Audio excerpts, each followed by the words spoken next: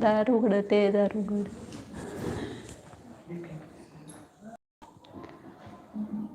बल गोविंद सिंहामणी किरण कला वरुण चरण नह किरणम विमलयरणे मी चंदम तेवण चंदम नमसामी.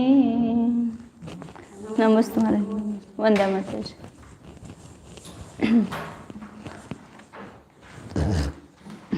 त्रिलोक सार में अंतिम नर तिर्यक लोकाधिकार है. इसमें जम्बूद्वीप का वर्णन चल रहा है. जम्बूद्वीप के संपूर्ण क्षेत्र का वर्णन करने के बाद काल का वर्णन कर रहे हैं. तो उस काल में बताया चतुर्थ काल में 63 शलाका पुरुष होते हैं. उसमें 9 नारद होते हैं और 11 रुद्र होते हैं. उनका भी वर्णन किया. फिर उसके बाद अब पंचम काल में जब महावीर भगवान के 1000 वर्ष निर्वाण के बाद 1000 वर्ष हुए तब कल्कि हुआ. और उस समय उस कल्कि का कार्य बताया कि वह जब होता है तब मुनिराजों के हाथ में जो आया हुआ पहला घास है उसको टैक्स रूप से ग्रहण करता है. तब असुरपति आकर के उसको मारता है, मतलब उसको तो हाँ. और मुनिराज तो अंतराय हुआ तो चले गए. वो नहीं सलेक्ट लेते ना, वो हाथ नहीं लेंगे. वो आगे जो है वहाँ पर बताएंगे अंत में जो है पंचम काल के अंत समय. लेकिन अभी नहीं, वो पहले जो हुआ कल की उस समय तो समाधि नहीं ग्रहण करेंगे. उस दिन खाली अंतराय करके चले जाएंगे. फिर बाद में तो उसका ही मरण हुआ ना, असुरपति के द्वारा उसका ही मरण हुआ. तब उसका पुत्र जो है अपनी पत्नी सहित उस असुरेंद्र के द्वारा की गई जिन धर्म की प्रभावना को देख करके वह सम्यक्त्व को ग्रहण करता है. मतलब सम्यक दृष्टि बनता है, जैन धर्म को स्वीकार करता है. हाँ, इस यहाँ तक हुआ था कल अपना 856 गाथा तक. अब आगे का वर्णन कर रहे हैं 857 गाथा से. अंतिम कल्कि का स्वरूप 5 गाथाओं के द्वारा बताते हैं. इदि पड़ि सहस्रवर्षं विषेकंकिन दिक्क में चरिमो जलमंथनो भविष्यदि कक्की सम्मग्गमत्थनो इह इंदराय शिष्यो वीरंगद साहुचरिम सौवसिरी अज्जा अग्गिल सावय वरसाविय पंगुसेणावी पंचमचरि में पखड़ मासति वासोवशेषये तेन मुनिपडम पिंड गहने सन्नसनं कर्य दिवसतियं सोहं मे जायन्ते कत्तियमवाससादिपूवन्ये इगि जलहिठिदि मुनिनो शेषतिये साह्यं पल्लं तौवासरस आदि मज्जन्ते धम्मराय गीणं नासो तत्तो मनुषा नग्गा मच्छादि आहारा. सब बताए कि पंचम काल के अंत में क्या होने वाला है. यदि पड़ि सहस्रवत्सम, इस प्रकार पहला कल्कि हुआ 1000 वर्ष के बाद. फिर उसके बाद 1000 वर्ष के बाद प्रत्येक 1000 वर्ष के बाद 20 कल्कि होंगे. मतलब वो पहला पकड़ करके 21 कल्कि होंगे, क्योंकि 21,000 वर्ष का पंचम काल है. तो उसमें 21 कल्कि होंगे. अभी 2 हो गए. हाँ, अभी तीसरा होगा 500 वर्ष के बाद. अभी पंचम काल के 2500 वर्ष हो गए ना, और उसके आगे भी हो गए. 2500 के ऊपर 46 वर्ष हो गए. ऐसे 18 जैसा भी 18,500 वर्ष होंगे, कुछ कम ऐसे. तो उसमें अंतिम कल्कि होगा. उसका नाम क्या है? जलमंथनो चरिमो. 20 कल्कि का अतिक्रमण होगा तो अंतिम जल मंथन नाम का कल्कि होगा। और वो कैसा होगा? समग्र मंथनवो, सन्मार्ग का मंथन करने वाला, मतलब संपूर्ण सन्मार्ग का नाश करने वाला, ऐसा होगा। यह इंद्राय शिष्यो, हाँ उस समय इंद्रराज आचार्य के शिष्य वीरंगद नाम का साधु चरिम सौवसिरी अंतिम साधु होगा। उसके बाद कोई साधु नहीं होगा। अंतिम साधु वीरांगद है। एक ही होंगे क्या उस समय? उस समय और बाकी के कोई नहीं होंगे। हाँ पर ये अंतिम बताया जो ऐसे आचार्य के अंतिम, मतलब उसके पहले सब की संलेखना समाधि हो गई होगी, एक ही शेष बचा होगा। नहीं ते नव्हे, खरं ते एकच साधू उस समय, तो उस काल बाकी कहीं साधु नहीं होंगे क्या? ऐसा विकल्प एक ही साधु है ऐसा बताए ना, एक ही रहेंगे। ऐसे तो कम कम ही होता जाएगा, ह्रास ही होता जाएगा आगे आगे, और अच्छे साधु तो मिलना बहुत ही मुश्किल होगा, मतलब ऐसे दुर्लभ ही होगा। हाँ ऐसा हो सकता है कि कोई साधु ना हो, हाँ उसके बाद साधु। हाँ बराबर है, बीच बीच में खंडित हो सकता है। वो कल्कि के काल में होगा ना, जैसे बीच में अभी खंडित हो गई थी मुनि परंपरा। 200-300 साल कहा थी बीच में, तो सब मठों में रहते थे और शांति सागर महाराज जी ने वो मुनि परंपरा चालू की। एक अवधिज्ञानी मुनी होता आणि त्या अवधिज्ञानी मुनीपासून धर्माने प्रचार होते। 2 वर्षापर्यंत धर्म चालते आणि परंतु अवसरपीडी काळाला आणि परत असं अंतिम कालापर्यंत धर्म। ये मैंने अभी हर बार जो कल्कि आएगा तो उस समय भी बीच बीच में रास होगा। चरिम सौवसिरी अंतिम साधु होंगे, और उस समय सर्वश्री नाम की आर्या लारिका होगी, और अग्गिल साव्य अग्निल नाम का श्रावक, और उत्कृष्ट श्राविका कौन? पंगु सेना, एक शुल्लक, एक शुल्लिका, एक आर्यिका, एक मुनि, ऐसे 4 होंगे पंगु सेना में। पंचम चरी में मतलब चतुसंग अंतिम तक रहेगा वहाँ पर, और पंचम काल के अंत में पश्चिमे पखड़ मास तिवास अवशेष, ये जब पंचम काल के अंत में एक पक्ष नहीं 3 वर्ष 8 मास और एक पक्ष, मतलब हर समय वैसा ही है वो। पंचम काल में जब चतुर्थ काल में इतना शेष था तब वीर भगवान मोक्ष गए, और उतना ही काल जब पंचम काल का अंत में रहेगा तब वहाँ अवशेष है 3। फिर उस कल के राजा के द्वारा मुनि पड़म पिंड गहने, मुनि राजों का पहला आहार का ग्रहण करने पर मुनिराज क्या करेंगे? अब वो समझ जाते कि अब पंचम काल का अंत होने वाला है, इसलिए वो संन्यास धारण करते, संलेखना लेते हैं। चारों भी मुनि आर्यिका श्रावक श्राविका चारों भी दिवसत्यम 3 दिन तक संपूर्ण अन्न जल का त्याग करके संन्यास करके वहाँ पर उनका निर्वाण मरण होता है।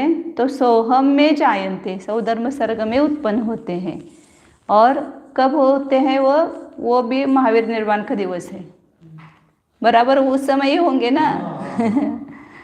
हाँ हाँ तो सबका ऐसा फिक्स होता है कि जैसे अभी इन महाराज जी का या माता जी का कि ये अंतिम समय में ये माता जी महाराज जी बनेंगे, है ना। तो ऐसा अपन का अपना भी सबका फिक्स होगा कि अपन बनेंगे कि नहीं बनेंगे, मतलब वैसा कहीं लिखित नहीं होगा, लेकिन अपना वैसा तो फिक्स होगा क्या? अपना क्या होगा वो सब केवली के ज्ञान में झलका है, अपने को पता नहीं है। या अवधि ज्ञानी भी बता सकते हैं, लेकिन ऐसा कोई अवधि ज्ञानी अभी नहीं है कि जो बताएं। अवधि ज्ञान से जान सकते हैं और केवल ज्ञान में सब झलका हुआ है। जैसे हमको नहीं पता लेकिन होगा ऐसा कि मतलब हाँ सब ठीक से सोहम में जायन्ते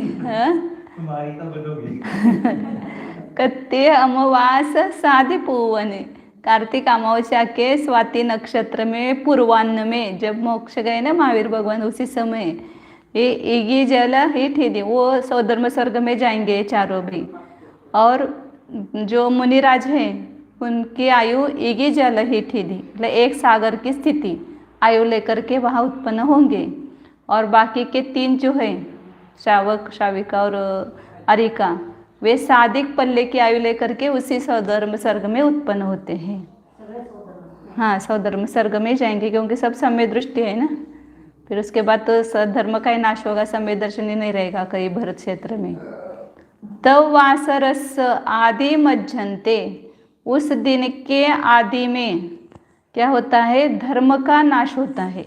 प्लस उसी दिन जो कार्तिक अमावस्या के दिन वो गए समाधि हुई, तो तभी धर्म का नाश हुआ सुबह। और दोपहर में राजा का नाश होगा मज्जन्ते, और मध्य और अंते अग्निम, अंत में अग्नि का नाश होगा, मतलब अग्नि ही नहीं रहेगी। कोई अब बना के खाने के यही नहीं, रसोई नहीं बनाना, कुछ नहीं, अग्नि नष्ट हो जाएगी। सब कच्चा ही खाएंगे, मांस खाएंगे, और भी जो फल वगैरह खाएंगे ना, कोई कच्चा वगैरह नहीं मिलना। तो सब मिट्टी और वो मांस और यही खाएंगे बस, मछली वगैरह। तो वही बता रहे आगे, आदि मज्जन्ते धम्मराय अग्निनम नासो, शुरुआत प्रारंभ में धर्म का नाश होगा, मध्य में राजा का और अंत में अग्नि का। तत्तो मनुष्य नग्गा, उसके बाद मनुष्य नग्न ही रहेंगे, कोई कपड़े नहीं पहनेंगे, सब नग्न ही रहेंगे। और नग्न रहते हुए भी ऊनी नहीं है।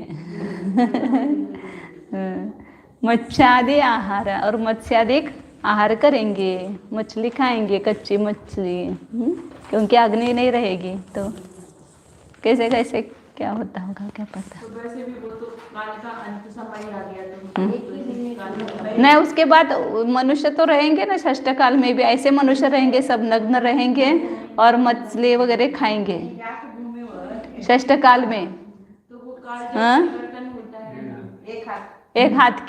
एक हाथ की ऊंचाई होगी और 21,000 वर्ष तक ऐसा चलेगा। या भरत क्षेत्र में, आर्यखंड में खाली चलेगा। काल परिवर्तन में ऐसा नहीं होता कि पूरी सृष्टि पहले नष्ट हो जाती है? पहले पूरी सृष्टि नहीं, केवल 3 लोक में, उसमें भी मध्य लोक में, उसमें भी जम्बूद्वीप में, मध्य लोक भी बहुत बड़ा, मध्य लोक में केवल भरत क्षेत्र और ऐरावत क्षेत्र में, इसमें शायद आएगा आगे, भरत और ऐरावत क्षेत्र 2.5 द्वीप में, 2.5 द्वीप में भरत और ऐरावत क्षेत्र, 5 भरत और 5 ऐरावत, उसमें भी आर्यखंड में, मलेच्छ में भी नहीं, आर्यखंड में ही ये काल का परिवर्तन होता है, अन्य किसी इसमें काल का परिवर्तन नहीं होता है। जहाँ जैसा वो सब बताने, थोड़ा थोड़ा आगे बताने वाले कहाँ पर कौन सा काल रहता है हमेशा। मलेच्छ खंड में भी नहीं होता है ये काल का परिवर्तन। तो काल के परिवर्तन में ये सब नष्ट होके फिर शुरुआत फिर दूसरी की? वो केवल आर्यखंड में, भरत क्षेत्र और ऐरावत क्षेत्र के आर्यखंड में होगा केवल, ये सब जो बता रहे हो 6 काल का परिवर्तन। अब धर्मादिकम का नाश का कारण बताते हैं आगे। पोगल ऐरुखादो जलने धम्मे निराशेण हदे असुर वै नानरिंदे सयलो लो हवे अंधो। देखिए, तीनों का नाश होगा ऐसा कहा ना, धर्म, राजा और अग्नि का। तो उसका कारण बताते हैं कि पोगल ऐरुखादो जलने, मतलब पोद्गल द्रव्य जो अत्यंत रुक्षता को प्राप्त हो जाने से अग्नि का नाश होता है।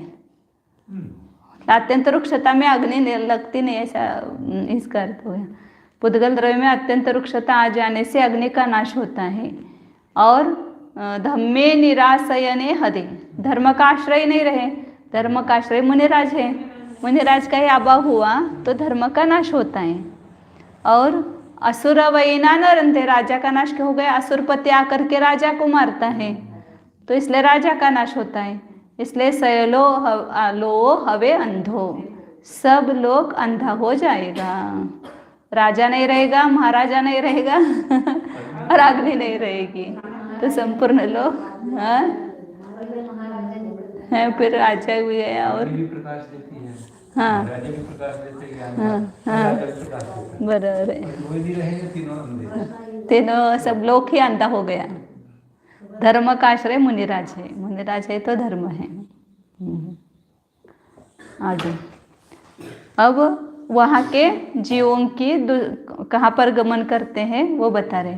मतलब उस षष्ठ काल चालू हो गए ना पंचम काल के बाद, तो वहाँ पर जीवों का कहाँ पर गमन होता है और कहाँ से आगमन होता है वो बताते हैं।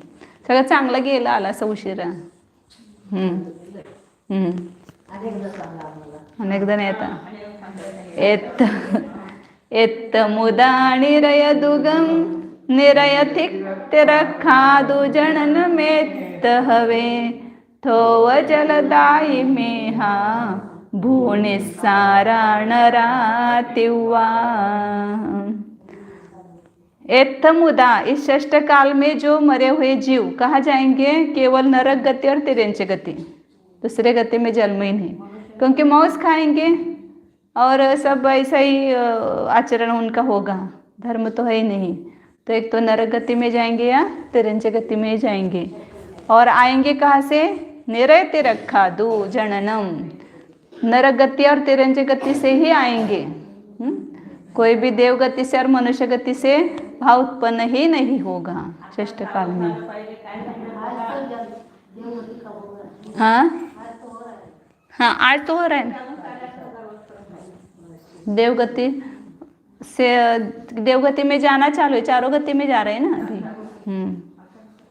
जनन मेत्थ हवे, वहाँ पर जनन होगा, मतलब यहाँ पर निरक और तिर्यंच गति से ही जन्म लेंगे. थोव जलदायी में, हाँ में कैसे होंगे? थोव जलदायी, थोड़ा ही जल देने वाले होंगे, ज़्यादा जल नहीं, बारिश नहीं होगी. और भू निस्सारा, सब जमीन निस्सार हो जाएगी, उसमें कुछ उगेगा ही नहीं, फल ही प्राप्ति नहीं होगी, ऐसा निस्सार पृथ्वी होगी. और नराति हुआ, मनुष्य कैसे होंगे? तीव्र कषायी. हमें तो ऐसा लगता है कि अभी 2500 वर्ष गया तो इतनी कषायों की तीव्रता दिख रही है, आगे आगे क्या होने वाला है. मतलब अच्छे लोग बहुत कम ही मिलेंगे, दुर्लभ ही मिलेंगे. 50 साल पहले भी इतनी तीव्र कषाय नहीं थे. जितनी अभी बढ़ गई इतनी नहीं. हाँ, धर्म के आगे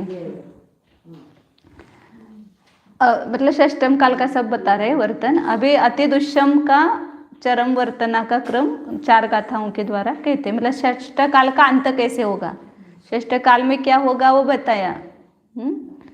1 हाथ के मनुष्य होंगे, 20 साल के आयु होंगे उनकी, और मांस भक्षण करेंगे, मछली वगैरह खाएंगे, कोई अग्नि वगैरह नहीं जलेगी, अग्नि ही नष्ट हो जाएगी. ऐसे उस परिस्थिति होगी. अभी अग्नि है तो हम कितनी हिंसा करते हैं उसकी, कितनी जलाते हैं, जितना चाहिए उतना, उससे भी कितना ज़्यादा. वो उस समय तो अग्नि नहीं मिलेगी. तो उस अति दुष्म काल का अंतिम वर्णन कर रहे हैं.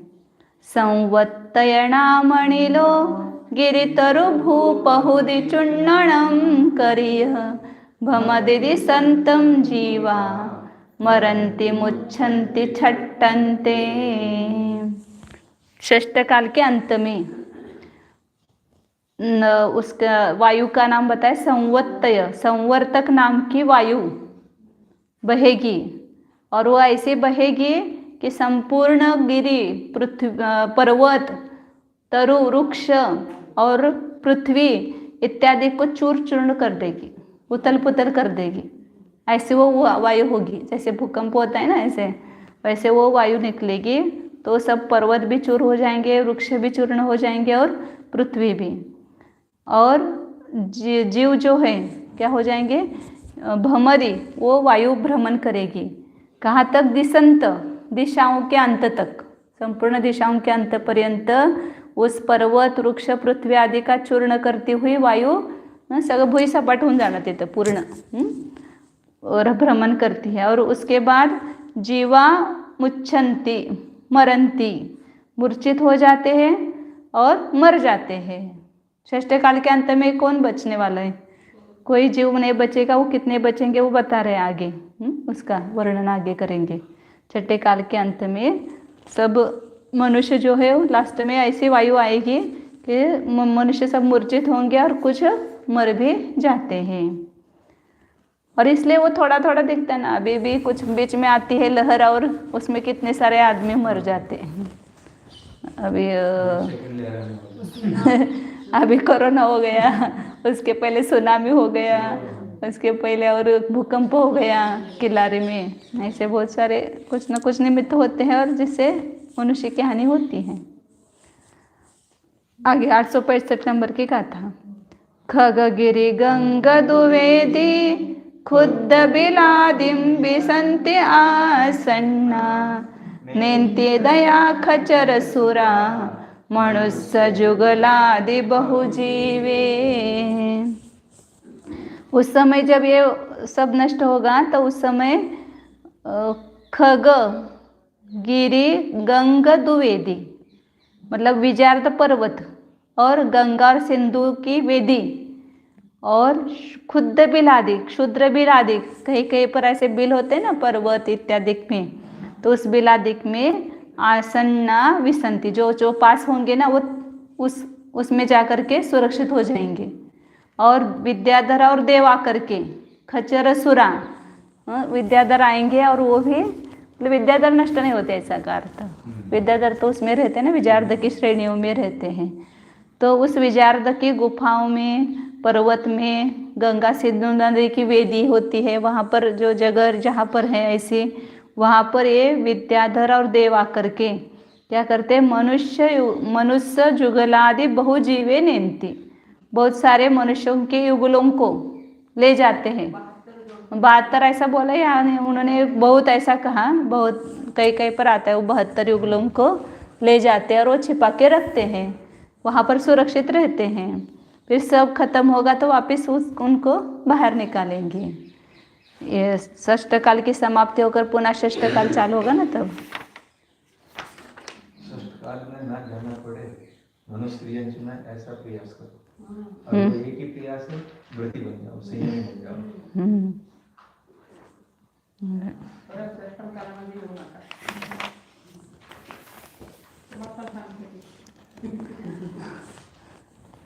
हाँ, ऐसे कितने षष्ठ काल में हम उत्पन्न हुए पहले ऐसा, क्योंकि उसके बिना काल परिवर्तन पूरा ही नहीं होता है ना। प्रत्येक काल के अवसर पीने के उत्सर पीने के प्रत्येक समय में यह जीव जन्म लेता है और मरता है, तभी तो एक काल परिवर्तन पूरा होता है। तो कितने बार इस षष्ठ काल में उत्पन्न हुए हैं। अब आगे भविष्य काल में अपना जीवन सुधार करना है और ऐसी जगह में उत्पन्न नहीं होना, संसार में उत्पन्न नहीं होना है अपने को। तो संसार का नाश करना है, संसार के मेहमान नहीं बनना है। सब आए थे ना, संसार के मेहमान बनते हैं आगे। हाँ हाँ, छठ अब आगे बता रहे। छठम चरे में होंती मरुदादि सत्त सत्त दिवस वही अधिसीद खार विष परो सगीरज भूम वरिसाओ। छठम चर में षष्ठ काल के अंत में मरुदादिक सत्त सत्त दिवस वही 7 दिवस की अवधि में वर्षा होगी। कौन सी वर्षा होगी? अधि सीध पहले पवन की, मरुदादि का है ना उसमें से पवन लेना। फिर उसके बाद अतिशीत बहुत ठंडी, ऐसे वो ओस गिरती है ना, ऐसे बहुत शीत की वर्षा होगी। फिर खार रस खारे पानी की वर्षा होगी, खारट पाणी त्याची वर्षा होणार। फिर उसके बाद में विष की वर्षा होगी। फिर परुस अग्नि कठोर अग्नि की बारिश होगी। मोठे मोठे जैसे वो काय बोलते उसको, पण तुमचं अंगारे असतं काय पेटवतात कोळसा, ते अंगारे कसे पडतात तशी वर्षा होणार सगळे, कठोर अग्नि। फिर धूल की बारिश होगी। फिर धूल और धुआं अलग, धूर घ्यायचं। हां, धुवा म्हणजे धूर घ्यायचं, धूल म्हणजे धूल घ्यायचं। इधर ऊपर क्या है, रज और धूम ऐसा है। रज मतलब धूल लेना और धूम मतलब जो अग्नि की धुआं होती है, सब म्हणजे असं कोंदडल्यासारखं होणार सगळं। हाँ, नहीं धुआं निकलता है तो सब आँख नाक इसमें जाता है, तो कैसा अंदर जी हो जाता है ना, श्वासोश्वास रुक जाता है, घबराहट होते, वैसा होगा। फिर वो सब जगह ऐसे धुआं का बारिश होगी। ऐसे 7 बारिश है, 7 दिन तक तो 49 दिन तक ये बारिश होगी। फिर उसके बाद तेहीन आगे बता रहे 6 किलोमीटर पर्यंत खाली तर हां ते खाली पुढे दिले काहीतरी त्यांनी दो दो क्यों ऐसा कुछ बताया इसमें। तेहिन तो से सजना न संति विसग्गी वरिसदमहि दड्डमही ऐसा चाहिए दड्डमही किंवा दद्धमही इगी जोयणमेत्त मधो चुन्नी किज्जदिहु कालवसा। शेष जना बाकी के लोग क्या होंगे वहाँ पर नसंती नष्ट होते हैं। कोई रहेगा बचेगा कैसे कौन, सब बचे नष्ट होंगे। जो आज जाकर के छिप गए ना उतने जिंदे रहेंगे, बाकी सब मर जाएंगे। विसग्गी वरिस दग्ग मही, और मही भी कैसे हो जाएगी, पृथ्वी सब विष और अग्नि की वर्षा से पूरी जल जाएगी। कहाँ तक, इगे जोयन मित्त मधु, 1 योजन नीचे तक, 1 योजन मतलब 4 कोस नीचे तक वो जलेगी जमीन उस अग्नि की वर्षा से। किलोमीटर 12 होता है ना, 1 योजन में 12 किलोमीटर होता है। 8 मील 12 किलोमीटर।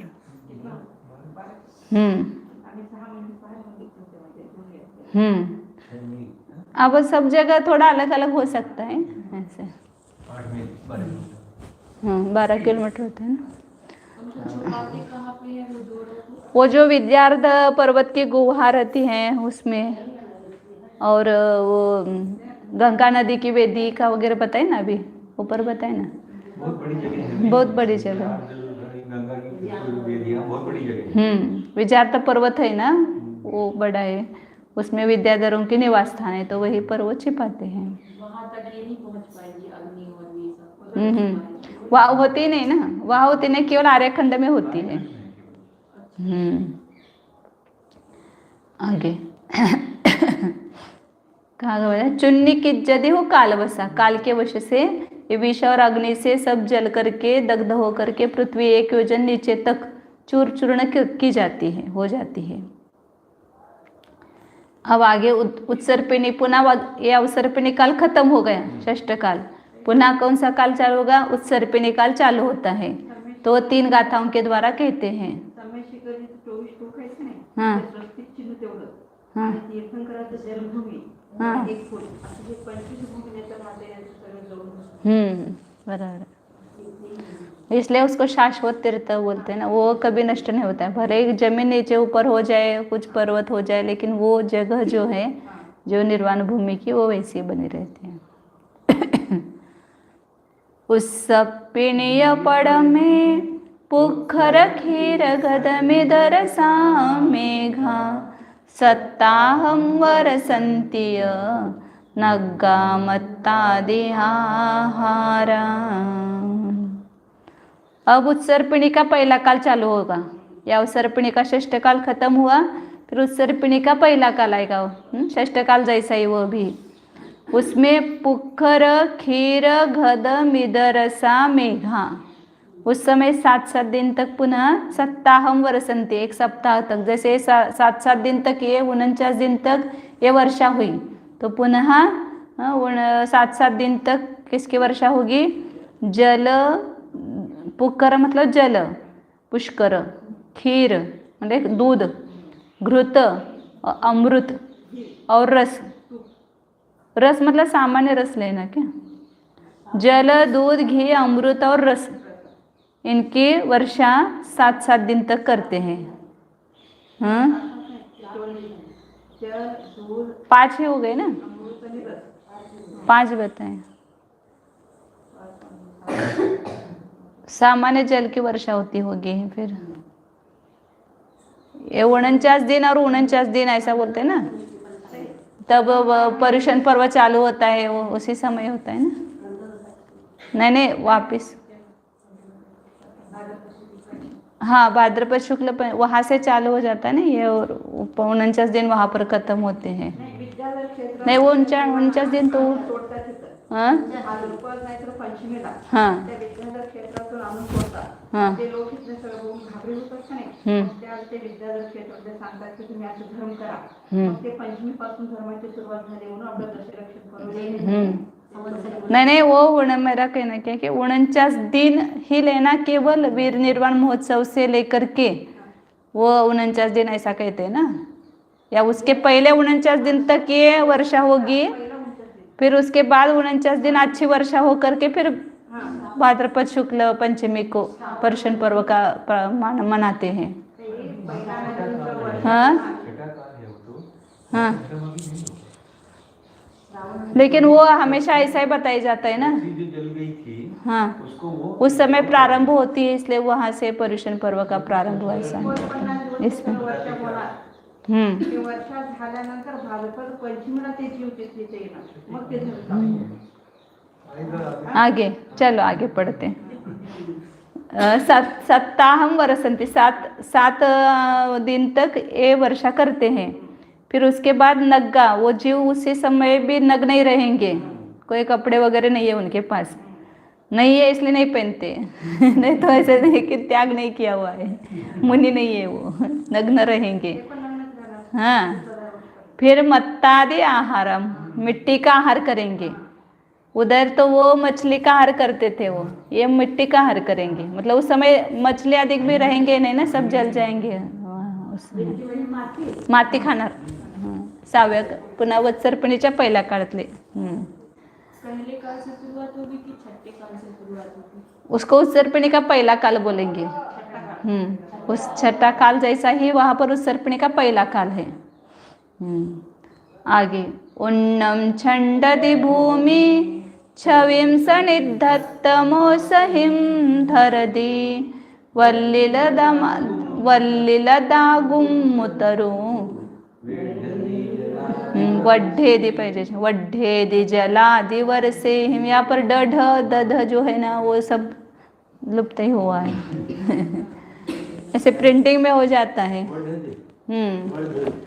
वर्धनते तो वड्ढेदि ड को ढ. यहाँ पर क्या नहीं था, दग्धम है, दग्धम है.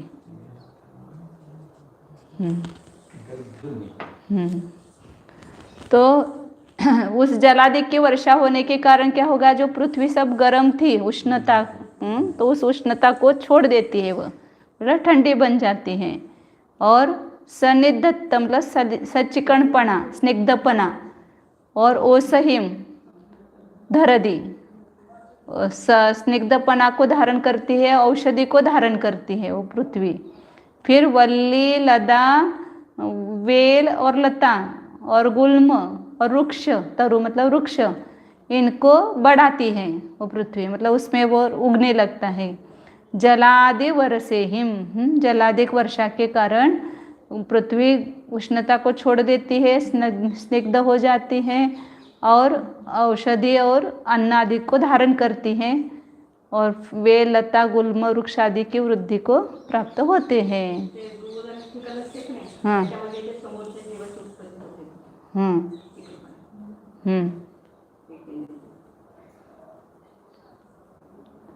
लिखा है, जो कदाचित भी स्थूल वृक्षपणे को प्राप्त नहीं होते उन्हें गुल्म कहते हैं, जो स्थूल वृक्ष होने योग्य होते उन्हें वृक्ष कहते हैं. बेल और लता में क्या अंतर है? जो भूमि पर जड़ के बिना फैलती है उसे बेल कहते हैं, और जो वृक्ष का आश्रय लेकर फैलती है उसे लता कहते हैं. मुझे वो समय विकल्प आया था ना कि बेल और लता में क्या अंतर है. वो अपन तो सामान्य दोनों को एक ही नाम बोलते हैं, लेकिन बेल मतलब बिना जड़ के फैलती है वो बेल, और वृक्ष का आश्रय लेकर फैलती है वो लता. ऐसे ऊपर ही कुछ डाल दिया तो उसमें ही वो बढ़ने लगती है बेल ऐसे. हाँ हाँ, जड़ के बिना ऐसा लिखा है, जो भूमि पर जड़ के बिना फैलती है उसे बेल कहते हैं. मूल नहीं होता है.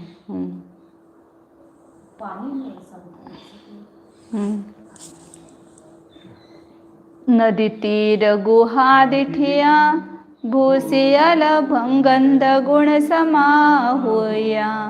निगम्य तदो जीवा सव्वे भूमिं भरन्ति कमी।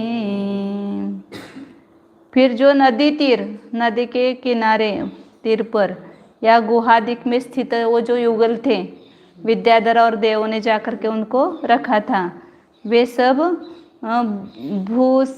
भूसीयल गंध गुण समा होया।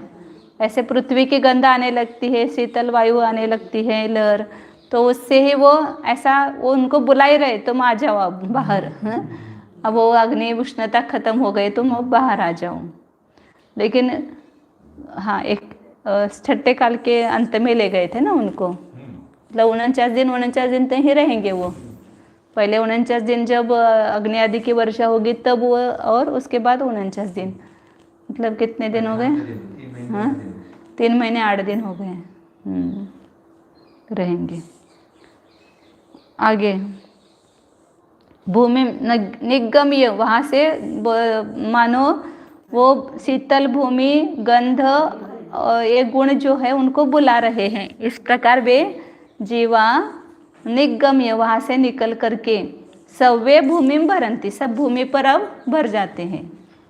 ऐसे इसलिए इन्होंने 72 नहीं बताए, कितने रखते पता नहीं, मैंने विशेष नहीं, बहुत ऐसा कहा तो 72 ही होंगे ऐसा नहीं, ज़्यादा भी हो सकते हैं। आगे अब उत्सर्पिणी के द्वितीय कालादि का वर्तन क्रम बताते हैं। उत्सर्पिणीय विधिये सहस्र से सुकुलयरा कणयम कणयपहरायद्धय पुंगवतः नलिन पौम पौमा। फिर उत्सर्पिणी का दूसरा काल, मतलब जैसा अभी ये पंचम काल है उसके समान वो उसका दूसरा काल होगा। तो उस उत्सर्पिणी के द्वितीय काल में 1000 वर्ष जब हो जाएंगे तब वहाँ पर 1000 वर्ष में ये राजा होंगे। इधर कल्की हो गए थे, यहाँ पर इधर कुलकर हो जाएंगे। उनके नाम बताए हैं, कनक, कनक प्रभ, कनक राज, कनक ध्वज, कनक पुंगव। इसी प्रकार नलिन को लगाना, नलिन, नलिन प्रभ, नलिन राज, नलिन ध्वज और नलिन पुंगव। फिर ऐसे पद्म को लगाना, दे दिया ना, तह नलिन पौम मह पौमा, चारों को ये सब लगाना। पद्म, पद्म प्रभ, पद्म राज, पद्म ध्वज और पद्म पुंगव। इसी प्रकार महापद्म, महापद्म प्रभ, महापद्म राज, महापद्म ध्वज और महापद्म, कितने 14 हो गए ना, 16 कुलकर हो गए, मतलब 4 लगाए सब। 5 के 3 लिए और महापद्म को लास्ट में लिया अकेले। ऐसे महापद्म को नहीं लिया, अकेले लिया। उसको क्यों नहीं, मतलब वो 1000 वर्ष में तो ज़्यादा होने चाहिए ना।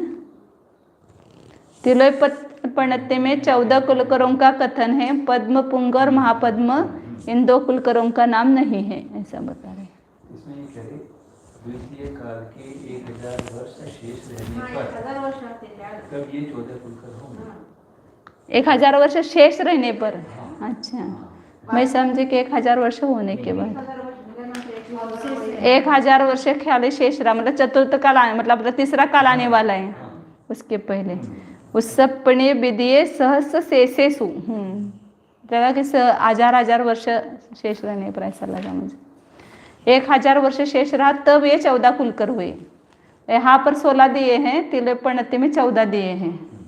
जैसे वो भोग भूमि से कर्म भूमि में 14 कुलकर हुए ना, ऐसे यहाँ पर ये 14 कुलकर दिए हैं।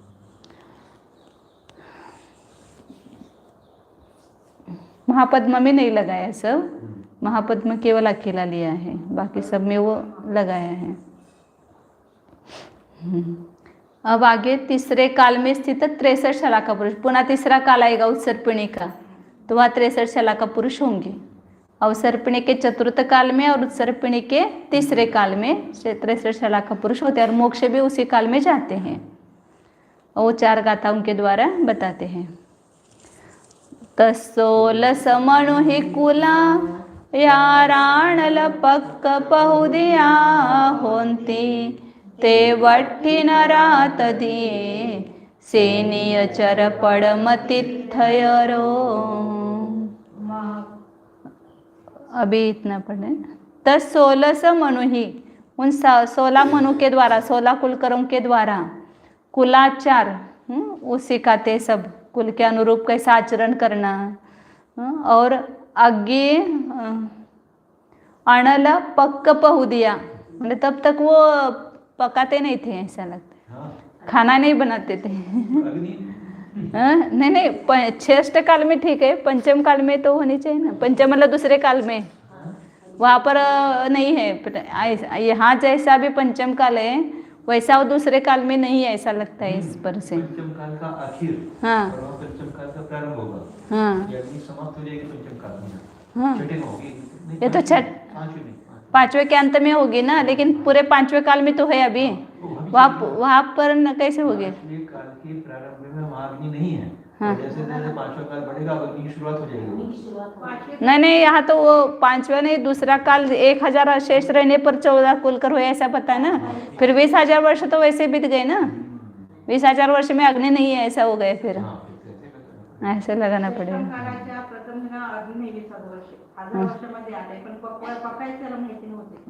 तो वही बता रहे, अभी पंचम काल के लास्ट तक रहेगी, लेकिन उत्सर्पिणी के दूसरे काल में नहीं रहेगी, 1000 वर्ष शेष रहने पर ही वहाँ पर अग्नि होगी। अग्नि आदि से पाचन आदि सिखाया जाता है, वो कुलकर सिखाएंगे सब। तेवट्टी नरा तदीय, उस तृतीय काल में 63 पुरुष, सेनीय चर पड़मतित्तेरो, जो श्रेणिक राजा है वह पहला तीर्थंकर होगा, महापद्म नाम का। ये जो अभी महावीर के समय में जो श्रेणिक राजा है वो 84,000 वर्ष की आयु लेकर के नरक में गया है, तो उसके 84,000 पूरे हो जाएंगे और वह यहाँ पर प्रथम तीर्थंकर रूप से उत्पन्न होगा। पुनः जब तीसरा काल आएगा उत्सर्पिणी का, तब वो प्रथम तीर्थंकर होगा। तीसरे काल में, उत्सर्पिणी के तीसरे काल में, अवसर्पिणी के चौथे काल में। जो अवसर्पिणी का चौथा काल है वही उत्सर्पिणी का वैसा ही तीसरा काल है। महपौमो सुरदेवो सुपासनामो स्वयंपहो तदियो सौवप्पबुध देवादि पुत्तो हो हि कुलपुत्तो तित्थय पोट्टिल जय कीर्ति मुनिपदादिषु वदवो अरणिपावकसाया विवलोकिन्न चरणिमलौ चित्तसमाहि गुत्तो स्वयंभु अणिवट्टवो य जय विमलो।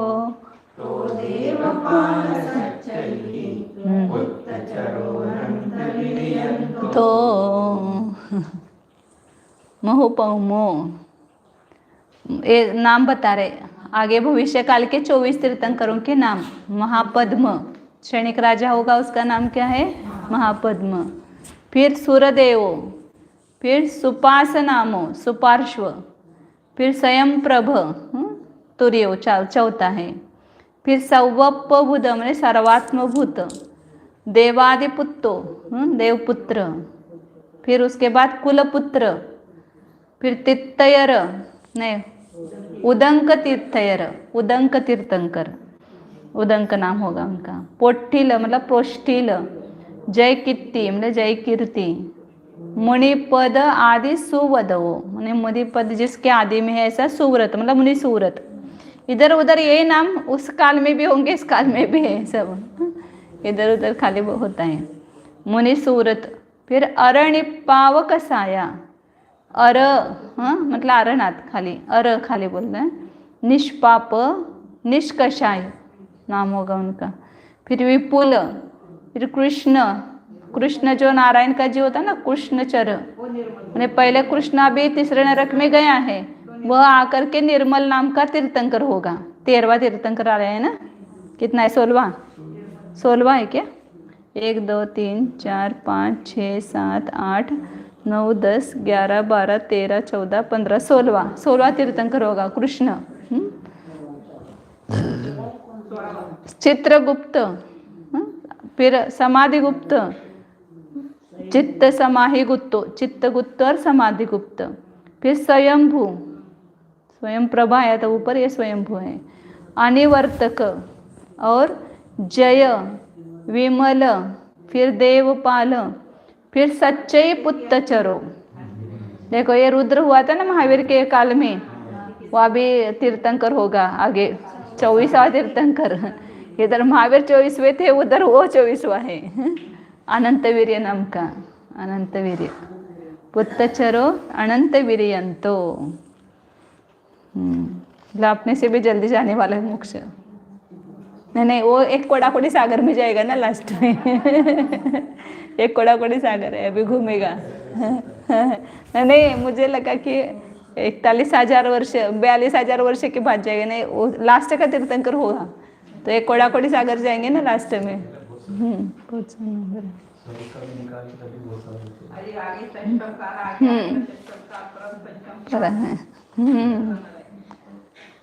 अब आगे प्रथम अंतिम तीर्थंकर की आयु और उसका उच्छेद बताते हैं। पहला तीर्थंकर होगा, उसकी आयु कितनी, उसकी ऊंचाई कितनी और अंतिम की कितनी है। पड़म जिनो 16 वस्साऊ 7 देहुदो, चरिमोदुपुव कोडी आऊ 5 धनुतुंगो। प्रथम जिन, जो पहला जिन महापद्म होगा श्रेणिक राजा का जीव, वह 1600 वर्ष की उस 116 वर्ष की उसकी आयु होगी और 7 हाथ की ऊंचाई, जैसे महावीर की थी ऊंचाई होगी। और चरिमो जो अंतिम होगा, ये रुद्र, जो रुद्र था, अंतिम रुद्र था, वही अंतिम तीर्थंकर बनने वाला है अवसर्पिणी काल में। अवसर्पिणी काल के समय में अंतिम रुद्र था और उस सर्पिणी काल में अंतिम तीर्थंकर होगा। तो उसकी आयु है पूर्व कोटि की और उसकी ऊंचाई है 500 धनुष्य ऊंचाई उसकी होगी। तो इस प्रकार ये भविष्य काल के 24 तीर्थंकर होंगे। अब चक्रवर्ती, अर्धचक्री, बलदेव कौन कौन होंगे वो बता रहे हैं आगे।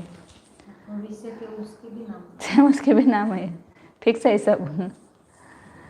चक्की भर हो दीहा दिमदंतो मुत्त गूढ़दंताय, श्रीपूवसेन भूदि श्रीकंतो पौम पह पौम। तो चित्त विमल वाहन अरिष्ठ सेणो बलो तदो चंदो, महचंद चंद हर हरि चंदासिहादि चंद वर चंदा। तो पुण्य चंद सुहचंद श्री चंदोय केशवानंदी, तंपूवमित्त सेना नंदी बोधि। बलाति विट्टो दुविट्ठ पड़ी सत्तुणोय श्रीकंठो।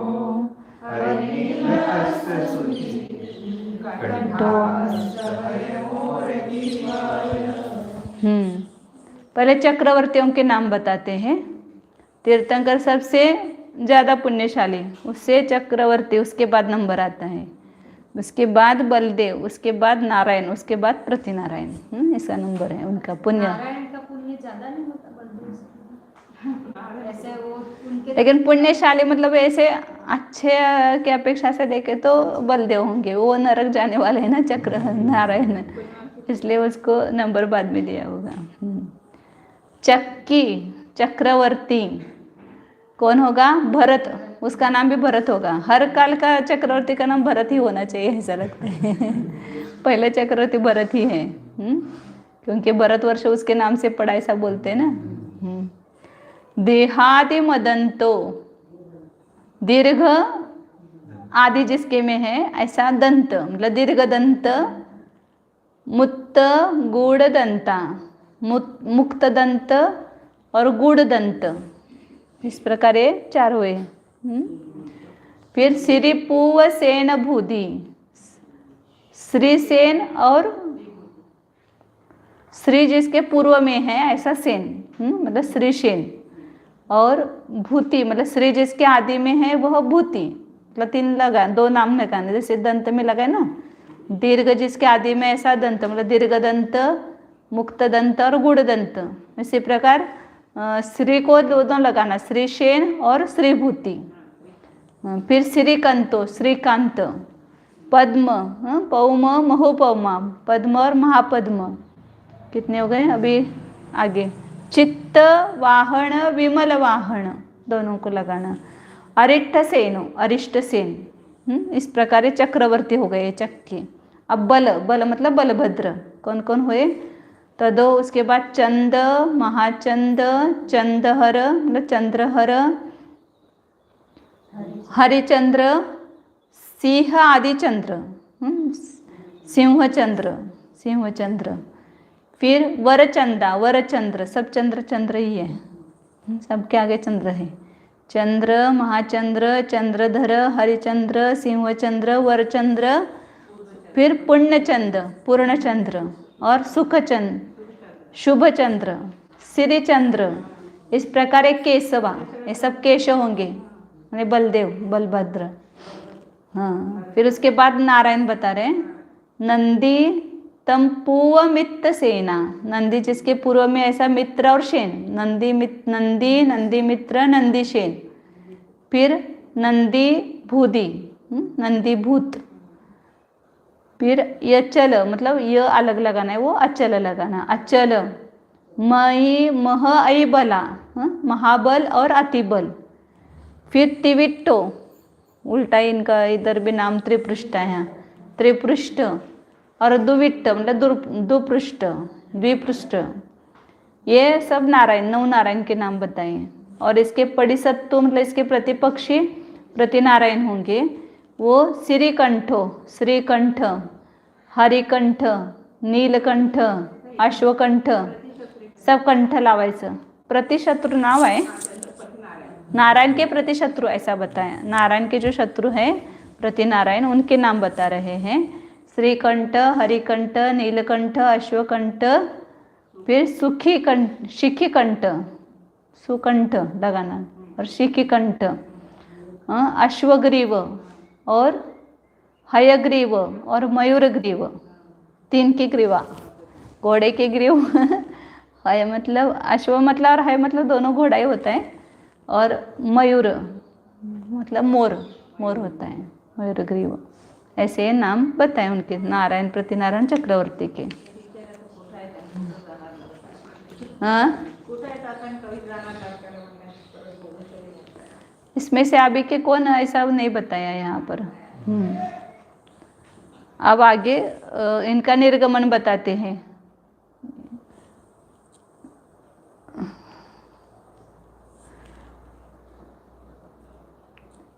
निर्गमन क्या बताए इनका?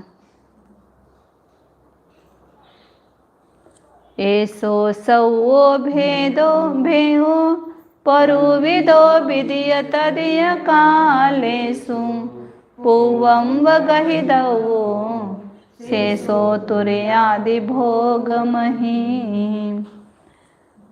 इस प्रकार यह भेद दूसरे और तीसरे काल में बताया। उत्सर्पणी के दूसरे और तीसरे काल में क्या होगा वो बताया। दूसरे काल में तो पंचम काल होगा, मतलब पंचम काल जैसा होगा, और 1000 साल के बाद वो सब चालू होगा, अग्नि वगैरह, मतलब 14 कुलकर होंगे। फिर तीसरे काल में 63 शलाका पुरुष होंगे, और बाकी सब पहले के समान ही ग्रहण करना चाहिए। जैसा चौथा काल का वर्णन किया ऐसा उल्टा होगा। वो चौथा काल में पहला शुरू में सब ऊंचाई आयु बड़ी थी, फिर ह्रास होता गया था। यहाँ पर पहले आयु जो है कम होगी, 116 वर्ष की बताए ना उनकी, जो सैनिक राजा की 116 वर्ष, फिर उसके बाद बढ़ती हुई जाएगी आयु। और फिर आगे का क्या होगा, तो तुर्यादि भोगमहि, चौथा काल, 5वां काल और 6ठा काल उत्सर्पणे का, तीनों भोग भूमि होगी। पहले जगन्य भोग भूमि होगी, फिर मध्यम भोग भूमि, फिर उत्तम भोग भूमि, ऐसे चौथा, 5वां, 6ठा काल होगा। केवल तीसरे काल में सब कुछ नहीं, उतल पुतल जो होने या जो भी होने वाला है ना, धर्म की प्रवृत्ति, मोक्ष, ये सब चौथे काल में, मतलब तीसरे काल में होगी उत्सर्पणी के। आगे अब भरत ऐरावत क्षेत्रों में जो 6 काल हैं और दूसरे क्षेत्रों में कौन कौन से काल है वो बता रहे हैं। पड़मादु तुरियोत्तिय पड़मो कालो अवठिदो कुरवे हरि मगेय हेमवदे रण्णवदे विदेहेय। किन क्षेत्रों पर कौन कौन सा काल वर्तता है वो बताते हैं कि प्रथम काल से चौथे काल पर्यंत का नियम पड़मादो तुरियोत्तिय पड़मो कालो अवठिदो कुरवे। कुरु देव कुरु और उत्तर कुरु बताया था ना विदेह क्षेत्र के बीच में, इधर उत्तर कुरु और नीचे देव कुरु। तो ये उत्तर और दक्षिण की तरफ मेरु पर्वत के उधर उत्तर की तरफ उत्तर कुरु और दक्षिण की तरफ देव कुरु हैं। यहाँ पर पहला काल वर्तता है हमेशा। तो जैसे पहला काल में उत्तम भोग भूमि होती है वैसे हमेशा होती है वहाँ पर सुषमा। फिर हरि रम्मगे, हरि और रम्य क्षेत्रों में वहाँ पर दूसरा काल प्रवर्तता है। क्रम से लगाना है। हाँ, एक इधर का एक उधर का। जम्बू द्वीप में बीच में सुदर्शन मेरु है, इधर जो बताया था दक्षिण उत्तर, इधर हरि होगा उधर रम्यक होगा। ये दोनों क्षेत्रों में मध्यम भोग भूमि होगी। बीच में विदेह क्षेत्र के उधर अपन जो गजदंत पर्वत दिखाई दे ना उसके बीच में उत्तर कुरु और देव कुरु है, वहाँ पर उत्तम भोग भूमि होगी।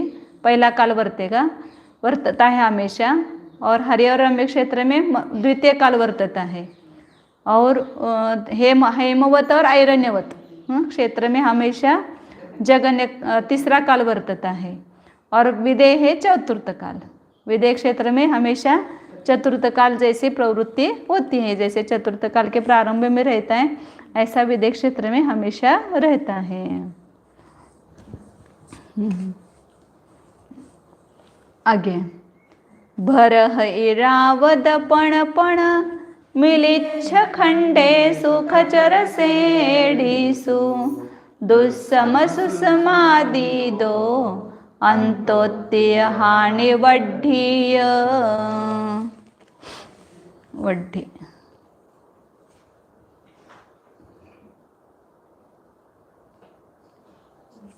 प्रथम काल में भूमि होगी उत्सर्पणी की, तो उधर पे फिर ये जो अपन जैसे अभी 80 कृषि ऐसे करके जीवन चलाते हैं तो फिर उधर नहीं चलाते हैं।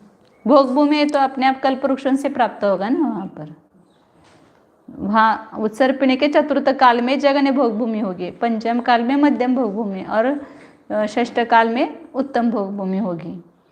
पुनः अवसर्पिणी का पहला काल आएगा पुनः उत्तम भोग भूमि। मतलब उत्तम भोग भूमि इधर 4 कोडाकुड़ी सागर उधर 4 कोडाकुड़ी सागर 8 कोडाकुड़ी सागर तक रहेगी लगातार। पुनः 3 कोडाकुड़ी सागर मध्यम भोग भूमि होगी, पुनः 2 कोडाकुड़ी सागर जगन्य भोग भूमि होगी। फिर चतुर्थ काल आएगा वो 1 कोडाकुड़ी सागर होगा अवसर्पिणी में।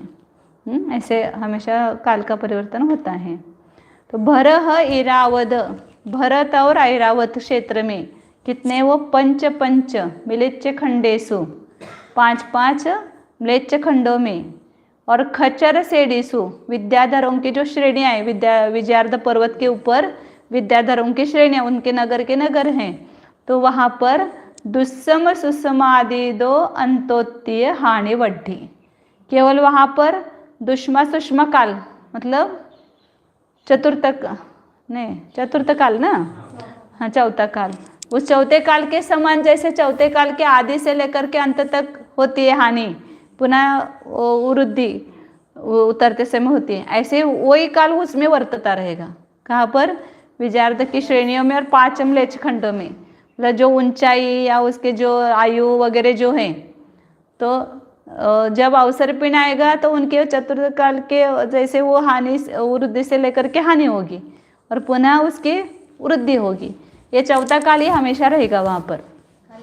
वो आयु और ऊंचाई में सब काल परिवर्तन नहीं होता है। 6 काल नहीं होते हैं वहाँ पर म्लेच्छ खंडों में और विद्याधरों की श्रेणियों में, उसमें भी 6 काल नहीं है। विद्याधरों की श्रेणी भी लेना वहाँ पर। मतलब सूक्ष्म काल के आदि से लगाकर उसी काल के अंत पर्यंत की हानि वृद्धि होती है।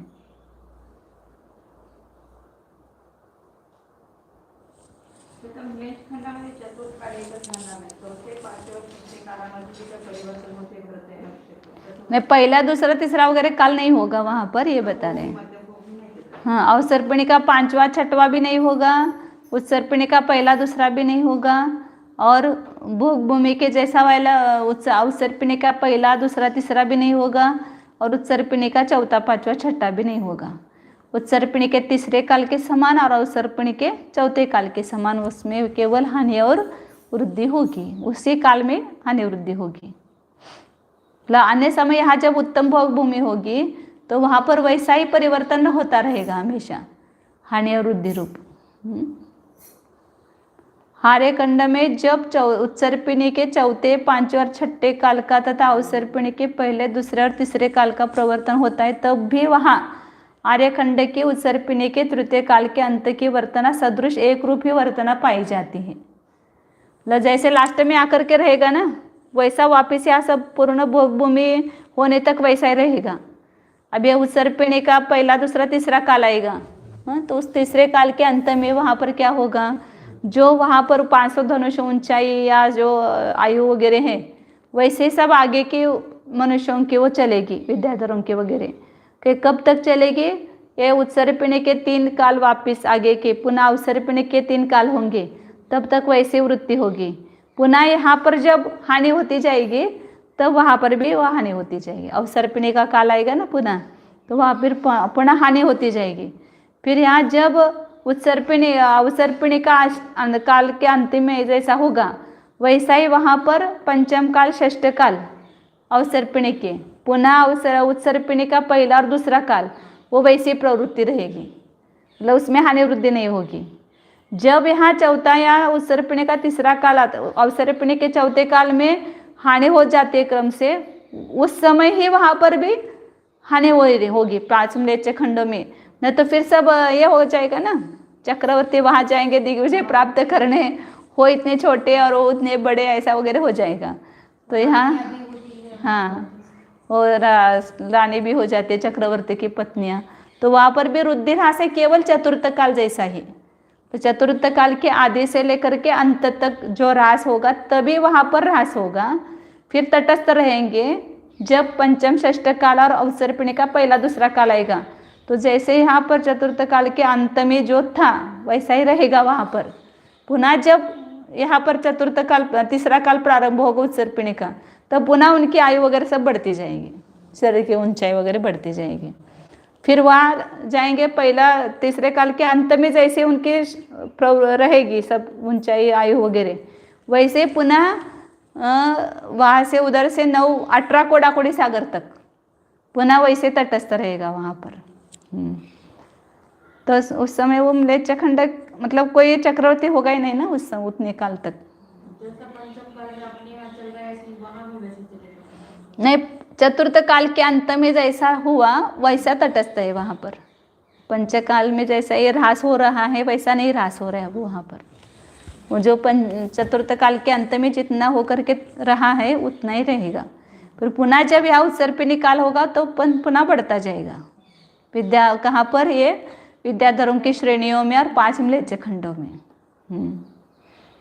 आगे पडमो देवे चरिमो निरये तिरये नरे विछ काला तदियो पुनरे दुस्सम सरिसो चरिमो वही दिवद्धे। अब देवों में कौन सा काल रहता है? पडमो, पहले काल जैसा देवों में मतलब उत्तम भोग भूमि जैसा वहाँ पर सुख होता है, उस काल सदृश होते हैं। और नरक में कौन सा रहता है? छठ काल जैसा। और तिरये चरिमो निरये पडमो देवे, देव में हमेशा प्रथम काल है और नरक में हमेशा षष्ठ काल है अंतिम। और तिरये नरे विच्छक काला, तिरयंचम और मनुष्यों में छठ काल है, 6 काल है। तदियो कुणरे, कुभोग भूमि में तीसरे काल जगने भोग भूमि जैसा है। और दुस्सम सरिसो चरिम वही दिवद्धे, दुष्यम मतलब पंचम काल जैसा कहाँ पर है? स्वयंभू रमन द्वीप अर्ध भाग में और स्वयंभू रमन समुद्र में। पंचम काल में जैसी धर्म की यहाँ पर प्रवृत्ति वैसा वहाँ पर है। स्वयंभू रमन द्वीप में, आधे स्वयंभू रमन द्वीप में स्वयं प्रभाचल पर्वत है ना, उधर कर्म भूमि है। स्वयं प्रभाचल के पूर्व तक कर्म भोग भूमि है। 2.5 अपने द्वीप के बाद जो मानुषोत्तर पर्वत हैं वहाँ से उधर, और स्वयं प्रभाचल पर्वत वहाँ से इधर, बीच में सब जगन्य भोग भूमि है। जितने भी द्वीप हैं उन सब में जगन्य भोग भूमि वर्तती है। और उसके बाहर 2.5 द्वीप पे कर्म भूमि है, और स्वयं प्रभाचल पर्वत के बाहर स्वयंभू रमन द्वीप और स्वयंभू रमन समुद्र में कर्म भूमि है। तो उसको दीदी तो ढूंढते तो नहीं अपन कर्मभूमि कितनी कहते हैं ना वहाँ पर, उसको एक नाम है अलग से, कर्म भूमि कहते हैं उसको।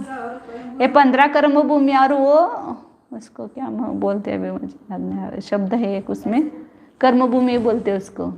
15 ही ऐसे बोलते हैं जैसे जो स्थूल रूप से करें। हाँ, उसके लिए वो विशिष्ट नाम है, अभी मैं भूल रही हूँ वो नाम। मोक्ष भी यहीं से जाता है। हाँ, इनका वहाँ से मोक्ष मिलता है। और स्वयंभू रमन समुद्र है ना, इसलिए पंचम काल कहा ना उसको, इसलिए पंचम काल जैसी प्रवृत्ति धर्म है, लेकिन पंचम गुणस्थान तक ही है। वहाँ तिरंज है ना, सब मनुष्य तो है नहीं वहाँ पर। पंचम तो है, हाँ, काम करता है। पंचम काल जैसी प्रवृत्ति है। कहाँ पर? स्वयंभू रमन द्वीप के अर्ध भाग में और उसके स्वयंभू रमन समुद्र में दुष्यम सुषमा काल, दुष्यम काल जैसा होता है।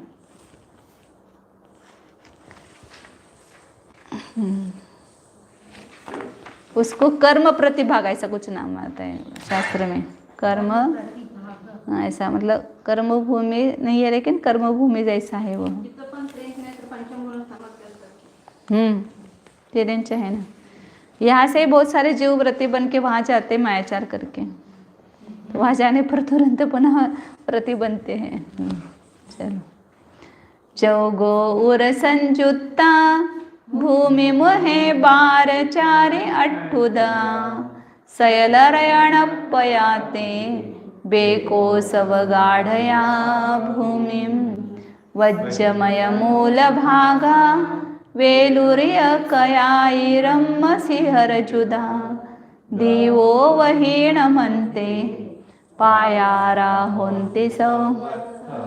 ऐसे स्वयंभू रमन समुद्र के तिर्यंच बहुत सारे वो 16वें सर्ग तक उत्पन्न होते, जो पंचम गुणस्थानवर्ती और सम्य दृष्टि है वे 16वें सर्ग तक उत्पन्न होते हैं। और 12वें स्वर्ग तक के मरे हुए देव वो वहाँ पर वो उत्पन्न हो सकते हैं स्वयंभू रमन द्वीप में, तिरंच अर्ध स्वयंभू रमन द्वीप और उसके बाहर स्वयंभू रमन समुद्र में। ऐसे दीदी यहाँ से अभी आपने बताया तो जो ऐसे व्रती होते हैं तो मायाचार के परिणाम से तो वो सम्यक्तों का वमन करके वहाँ जाएंगे, वहाँ जाके पुनः वो तो जाते समय मिथ्या दृष्टि अंतर्मुहूर्त में पुनः क्षापशमिक सम्यक्तों को प्राप्त करके वे व्रती बनते हैं, मतलब बन सकते हैं वहाँ पर जाने के बाद। इसलिए उनका पंचम गुणस्थान का काल बड़ा आता है, यहाँ का पंचम गुणस्थान का काल कम आता है, क्योंकि 8 वर्ष के बाद पंचम गुणस्थान होता है और वहाँ अंतर्मुहूर्त के बाद पंचम गुणस्थान होता है। आगे पढ़े ना अपने गाथा। हाँ, चौगोउर संजुता। अब क्या बता रहे हैं कि जम्बू द्वीप को अब वर्णन समाप्त हो गया, अब लवण समुद्र का वर्णन प्रारंभ हुआ। उसके पहले जम्बू द्वीप और लवण समुद्र के बीच में पूरा एक कोट है, तो लवण समुद्र का पानी सब आ करके जम्बू द्वीप डूब जाएगा पूरा, तो वहाँ पर एक परिकोट है। तो उस कोट का स्वरूप बता रहे हैं यहाँ पर। सर्वद्वीप समुद्रों में भी ऐसे कोट रहता है बीच में, द्वीप और समुद्रों के बीच में परकोटा बोलते हैं ना उसको, प्राकार बोलते हैं, परकोटा बोलते हैं। उसका वर्णन यहाँ 2 गाथाओं के द्वारा किया है कि चौगोउर संयुक्ता, 4 गोपुर द्वारों से संयुक्त, मतलब पूरी जम्बू द्वीप की जो वेदिका है उसको 4 दरवाजे हैं, पूर्व पश्चिम दक्षिण और उत्तर, चारों तरफ। और वो कितने हैं वो सब यहाँ वर्णन आएगा उसका। वो 4 गोपुर द्वारों से संयुक्त, भूमि मुहे 12 4 8 उदया, जो नीचे भूमि वो परकोट जो है वो कितना चौड़ाई है उसकी, तो भूमि में 12 योजन है। यहाँ पर इतने बड़ा, अपन भी कई तट बांधते हैं ना, पहले बड़ा फिर उसका छोटा छोटा करते जाते हैं, उसको जो देते हैं वह। तो भूमि में 12 योजन है, बीच में ऊपर जो है वो 4 योजन चौड़ाई है उसकी, और ऊंचाई कितनी उस परकोटे की 8 योजन है। 12, 8 और 4, मतलब 12 और 4 ऐसा लेना, मतलब तिगु उसकी चोटी जो है उससे भूमि में तिगुना हो गया, और उसकी पूर्ण कुल ऊंचाई जो है वह 8 योजन है। सयल रयन पया 8 योजन खाली बताए ना, परकोटा ये है। 8 योजन। भूमि नीचे 12 योजन और मुख 4 योजन। तो इसका पानी जो है लवन समुद्र का, तो वो तो ऊपर तक है ना, 11,000 योजन उसकी ऊंचाई बताई है। वो बीच में होता होगा, हाँ किनारे पे नहीं आता होगा, लहरी हाँ बीच में रहती है। बीच में रहता है। चंद्रमा की वजह से हम्म, बीच में रहती है। हाँ। 4 हो गए। शैल रैण पया, वो सभी कोट कैसे है?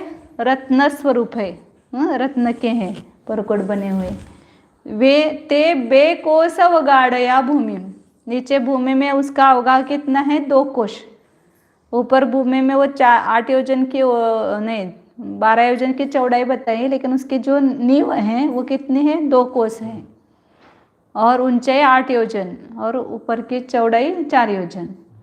और कैसे है? वज्रमय मूल भागा, उसका जो मूल भाग है वह वज्रमय है। नींव जो है वो 2 कोस नीचे है ना, वो अपन जैसे पत्थर की नींव डालते हैं ना, खाली ईंटों की नींव डालेंगे तो महल ऊपर बिल्डिंग खड़ी नहीं रह सकती है, उसके लिए मजबूत चाहिए। तो ये वज्रमय उसका नींव है, वज्रमय मूल भाग है। और 4 कोश आणि 12 कोश जे सांगितलं का नाही, ते गोपूरचं सांगितलं ते. कट्टरचं सांगितलं. तट का बोले क्या, किसके बोले?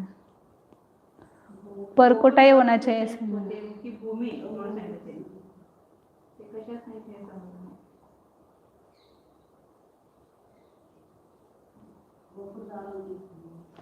अब वो को अवगा तो उसका परकोट का ही होगा ना, दरवाजे का अवगा थोड़े होता है। दरवाजे का तो खाली समुद्र के अंत में परिधि स्वरूप एक एक प्राकार है म्हणून सांगितलं. तो प्राकार ही बोलेंगे, वो गोपुर नहीं है, प्राकार का ही वर्णन है। मतलब वो प्राकार में 4 गोपुर द्वार है, लेकिन वो जो प्राकार है मतलब परकोटा है वही 8 योजन, 4 योजन और 12 योजन ऊंचा होगा। गोपुर कैसे होगा? और क्या बता रहे थे? वज्रमय मूल भागा, उसका मूल भाग जो है नीचे का नींव वो वज्रमय है।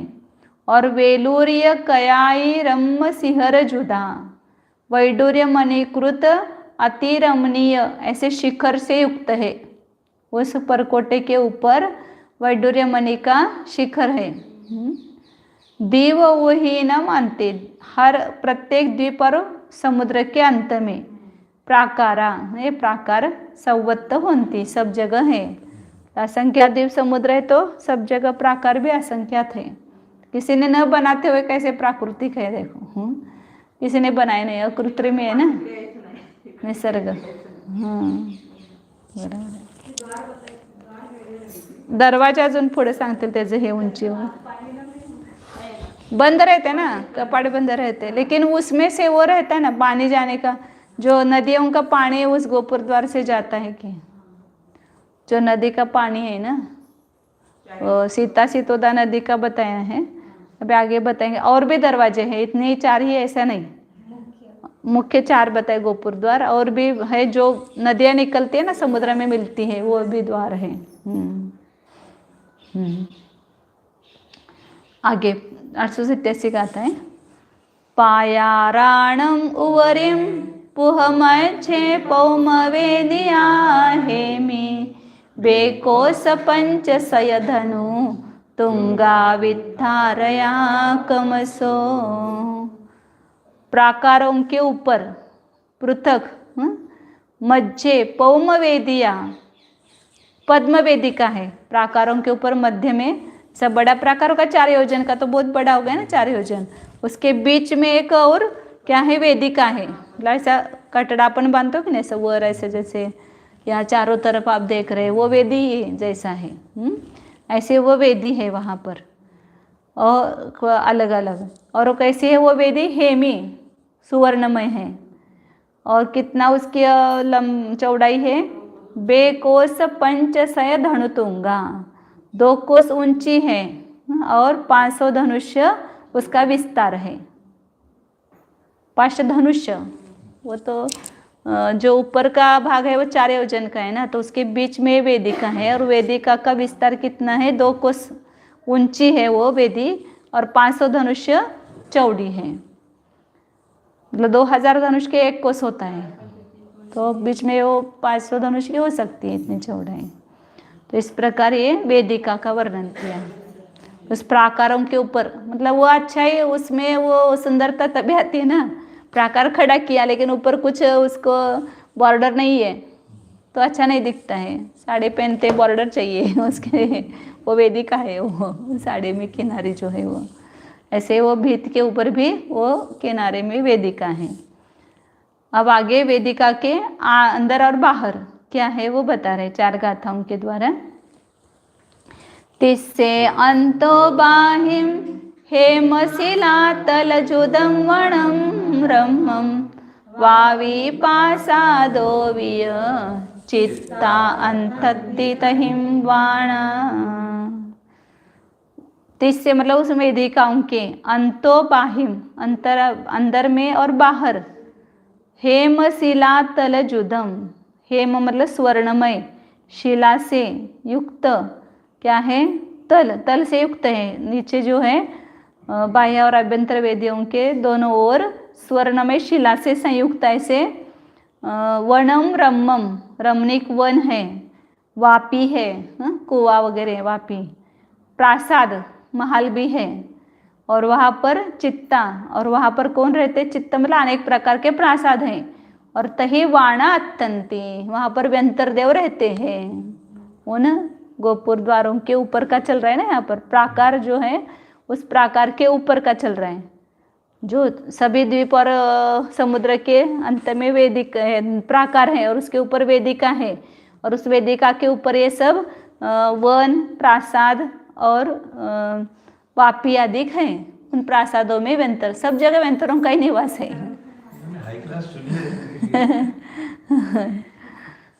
ऐसे जो दीवार है और दीवार फिर ऐसे, और वहाँ पे फिर वन में ऐसा सब है। वो कितने योजनों के हैं ना।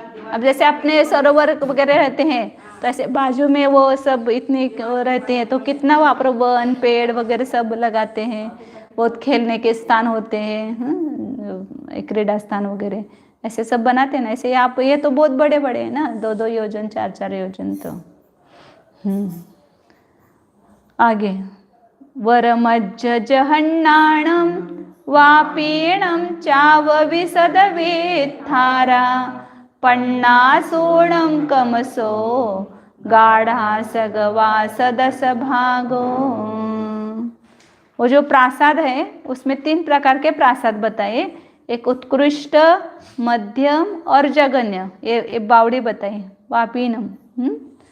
जो वापी है वो भी 3 प्रकार के बताए, उत्कृष्ट, मध्यम और जगन्य। उनका चाव विसद वित्थारा, 200 धनुष्य, चाव मतलब धनुष्य, 200 धनुष्य विस्तार है। और 50 ऊणम, 50 कम करो तो 150 और 100, मतलब 3 प्रकार की वापियाँ हो गई। एक 200 योजन विस्तृत, एक 150 योजन विस्तृत और एक 100 योजन विस्तृत। और उनकी जो गहराई है उन वापियों की वो कितनी है? अपने वास से 10वां भाग।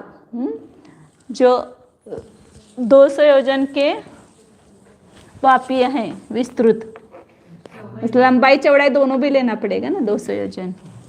हाँ, धनुष नहीं, धनुष लेना, योजन नहीं। चाप पता है ना, 200 धनुष है, 200 धनुष उसकी चौड़ाई, विस्तृत चौड़ाई लंबाई सब ले लो। फिर उसकी गहराई कितनी होगी? 10वां भाग है, तो 200 को 10 का भाग दिया तो 20 आएगा उसकी गहराई। और कुछ वापियाँ 150 धनुष्य विस्तृत है, तो उसकी गहराई कितनी आएगी? 15 धनुष्य लगाना है यहाँ पर। 100 योजन विस्तृत है तो उसकी गहराई 10 धनुष आएगी। जितने विस्तृत ज़्यादा है उतनी गहराई ज़्यादा उसकी।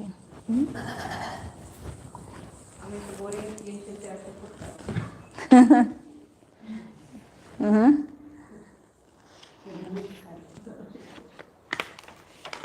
मतलब ये ज़्यादा गहरा नहीं, फिर वो 10 धनुष मतलब एक धनुष में 4 हाथ और 6 60 फीट, ये 60 फीट हो गया और ये 120 फीट हो जाएगा और ये 15 चौक 60 नहीं 15 सक्क 90 फीट, अरे फार नाही आहे आगे ये बावड़ियों की बताइए विस्तार और उसकी गहराई। अब आगे प्रासादों की बताते, वहाँ पर प्रासाद है उन परकोटों के ऊपर, उसका वर्णन करते हैं। वासुदयादिहत्तं जहन्नपासादयस्स चाबाणं पण्णपणसदर्यसय मियदारे चौवार चौगाढं मज्जिम उक्कसाणं विगुणातिगुणाकमेन वासादि दो दारा मणिमय नट्टन कीड़ादिगे हावी।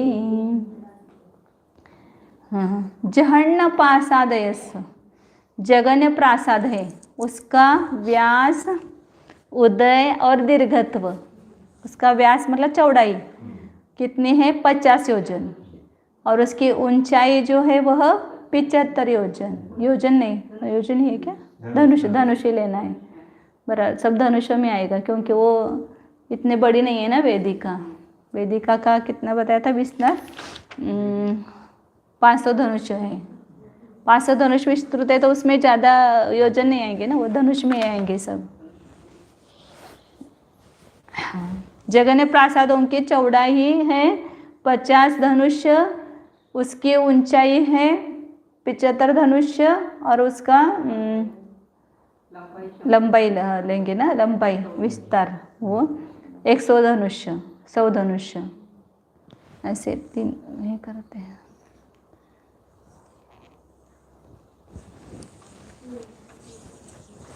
ये बावड़ियों का बताया था, अब धनुषों इनका बताते प्रासादों का। प्रासाद 3 प्रकार के हैं, जगन्य, मध्यम और उत्कृष्ट।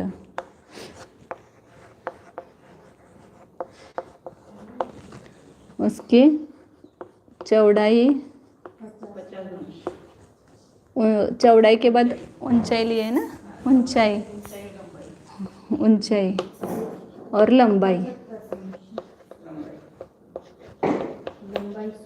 हाँ, तो जो चौड़ाई होगी उससे 1.5 गुनी ये होगी उसकी ऊंचाई और उसका उतना ही बढ़ाएंगे तो ऊंचाई होगी।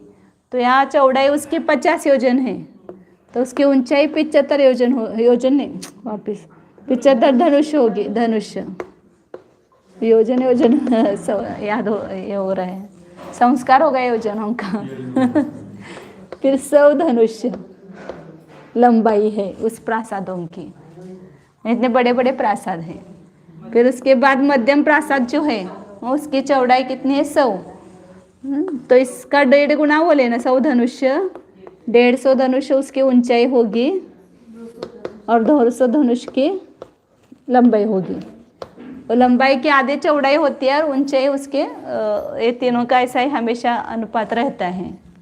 और उत्कृष्ट जो प्रासाद है उसकी चौड़ाई 150 धनुष होगी, तो इसके 75 बढ़ाना, तो 225 धनुष उसकी ऊंचाई और 75 योजन बढ़ाएंगे तो उसकी लंबाई आयताकार होता है ना, इसके आधा ये होता है हमेशा, लंबाई का आधा विस्तार होता है, मतलब चौड़ाई होती है और ऊंचाई जो है उसके 1.5 गुना होती है। दोनों को जोड़ करके आधा करना बराबर है। 300 और 150 मिलाया तो 450 हो गया और उसका आधा किया तो 225 हो गया, ऐसे।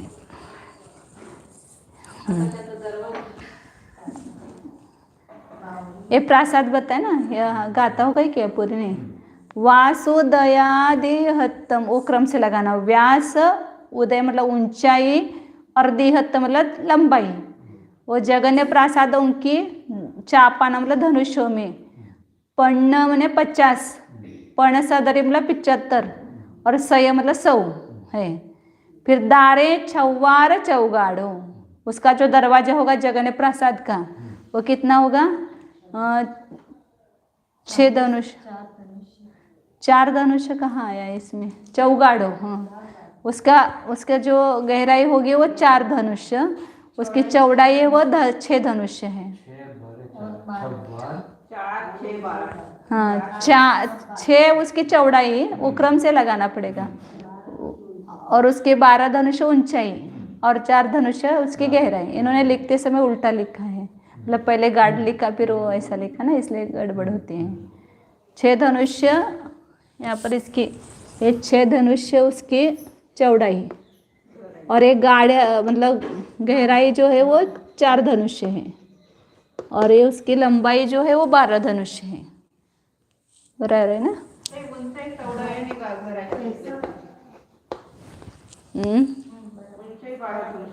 वो दरवाजे में 2 ही होता है वहां पर।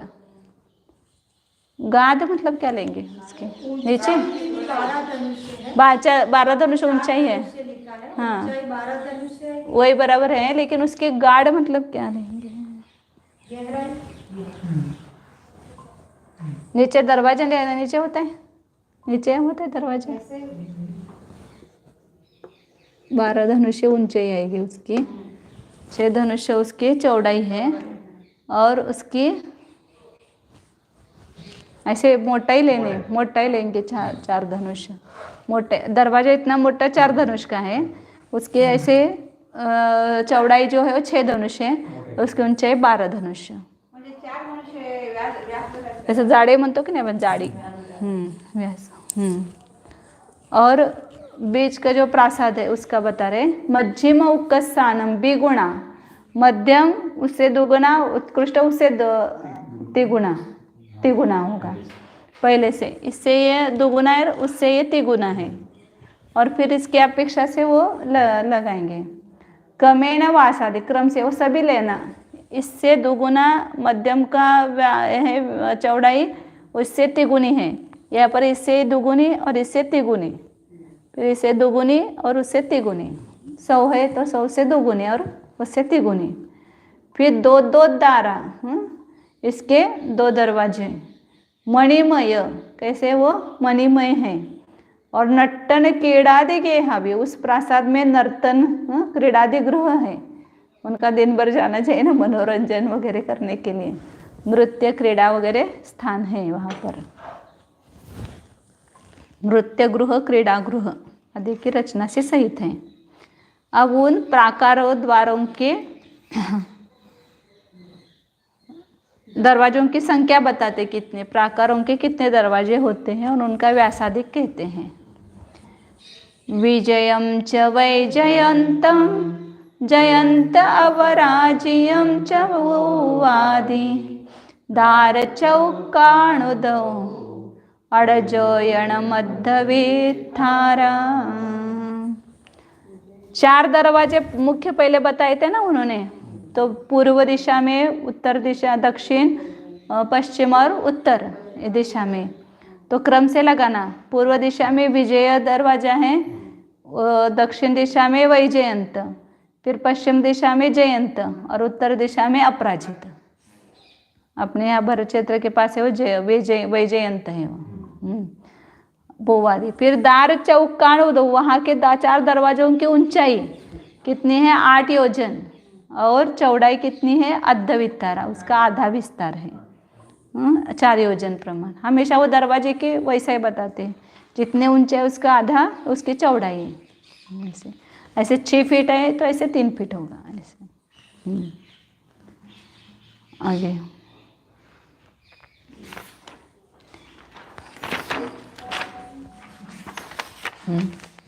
अब उन द्वारों के ऊपरी आगे स्वरूपाधिक 3 गाथाओं द्वारा बताते हैं। प्रत्येक समुद्राने किस्से वाजण्याचं एक नंतर 4:15 बज गए, बस कर। कल करेंगे, इतना ही रहेगा, फिर वो लवण समुद्र चालू हो जाता है। 392 हो गए, 35 गाथा हो गए, 35 से ज़्यादा।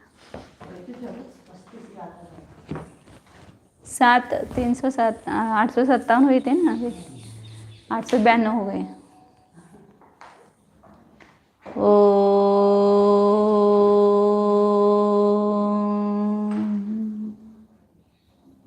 जाने यह मैं शुद्ध चैतन्यमय जीव ही हूँ, यह मैं एक ही हूँ, अखंड हूँ, ध्रुव हूँ, न्यायक हूँ। इस विश्व में अनंत पदार्थ भरे हुए हैं, उसमें जीव नामक पदार्थ है, उपयोग स्वरूपी चैतन्य स्वरूपी जीव पदार्थ है। मैं उपयोग स्वरूपी जीव ही हूँ, अन्य पुद्गल धर्म अधर्म आकाश काल स्वरूप नहीं हूँ। ये पांचों अजीव द्रव्य मुझसे अत्यंत भिन्न है, अन्य जीव भी मुझसे भिन्न है। मेरा अकेला जीव ही एक द्रव्य है, एकत्व स्वरूप है। इस मेरे एक द्रव्यत्व स्वरूप में अन्य किसी द्रव्य का प्रवेश ही नहीं है। जानिए, मैं सब कुछ जान रहा हूँ, जानते हुए भी मैं अपने क्षेत्र को छोड़ करके पर क्षेत्र में प्रवेश नहीं कर सकता। करने का मुझे कोई भी जरूरत नहीं है। मेरा सब कुछ मेरे पास है, पर में मेरा कुछ भी नहीं है। मेरा सर्वस्व मुझ में ही है। इसलिए अपने में रहो, अपने में ही संतोष करो। वहीं पर संतोष है, तृप्ति है। अन्यत्र संतोष नहीं, तृप्ति भी नहीं है। जानिए,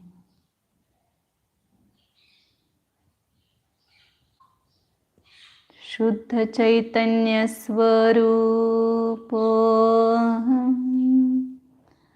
ज्ञानानंद स्वरूप अखंड स्वरूप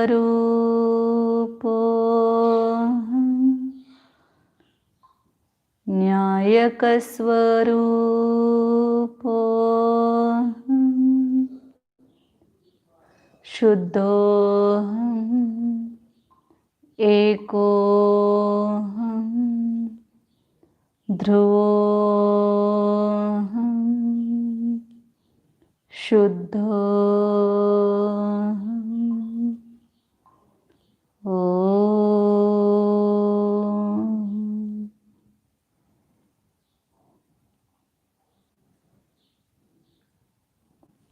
विसर्जन।